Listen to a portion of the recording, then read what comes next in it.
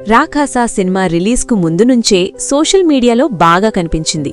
దాదాపు 10 రోజుల పాటు ప్రమోషన్స్ ఫుల్గా నడిచాయి. అయితే ఈసారి హీరో హీరోయిన్ కంటే డైరెక్టర్ మీదే ఎక్కువ ఫోకస్ వెళ్ళింది. మానసా శర్మ అనే లేడీ డైరెక్టర్ ఈ సినిమా తీసిందనే విషయం చాలా మందిలో ఆసక్తి కలిగించింది. ఎందుకంటే మన దగ్గర ఉమెన్ డైరెక్టర్స్ చాలా అరుదు కదా. ప్రీమియర్ షోకి వెళ్లే సమయానికి అసలు ఎలాంటి ఎక్స్పెక్టేషన్స్ లేకుండా వెళ్ళా. కానీ ఒక చిన్న నమ్మకం మాత్రం ఉంది. సంగీత్ ఉన్నాడు కాబట్టి ఏదో ఒక రేంజ్లో ఎంటర్టైన్ చేస్తాడని. సినిమా చూశాక చెప్పాలంటే ఆ నమ్మకం వేస్ట్ కాలేదు. ఓవరాల్గా థియేటర్కి వెళ్లిన వాళ్లను నవ్విస్తూ పంపించే సినిమా ఇది. కథ చాలా సింపుల్గా ఉంటుంది, కానీ ప్రెజెంటేషన్ వల్ల ఫన్ వర్కౌట్ అవుతుంది. రాకవరం అనే ఊరికి చాలా ఏళ్ల నుంచి ఒక శాపం ఉంటుంది. ఆ శాపం నుంచి బయటపడాలంటే ఒక మర్డర్ జరగాలి. ఇదే కాన్సెప్ట్ మీద కథ ముందుకు సాగుతుంది. ఈ ఊరికొచ్చిన ఒక అమెరికా రిటర్న్ వ్యక్తి కథతో ఎలా కనెక్ట్ అవుతాడు అనేదే మెయిన్ ప్లాట్. ఈ సినిమాలో హైలైట్ ఏంటంటే కామెడీ.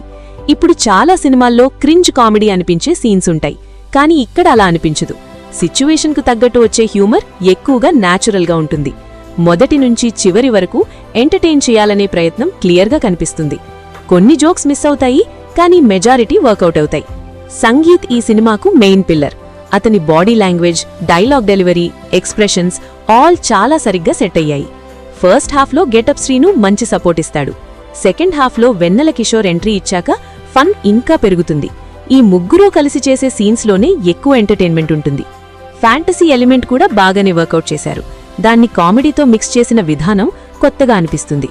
క్లైమాక్స్లో ఇచ్చిన ట్విస్ట్ కూడా కొంచెం అన్ఎక్స్పెక్టెడ్గా ఉంటుంది, కానీ అదే టైంలో ఎండింగ్ మాత్రం కొంచెం హడావుడిగా ముగిసినట్టు అనిపిస్తుంది.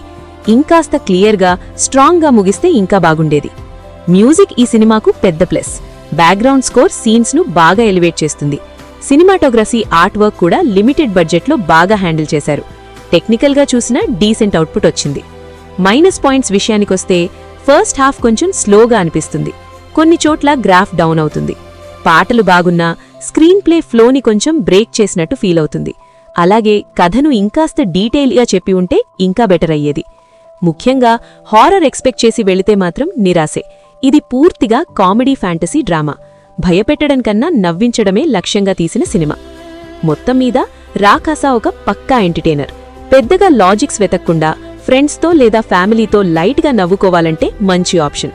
కథ కొత్త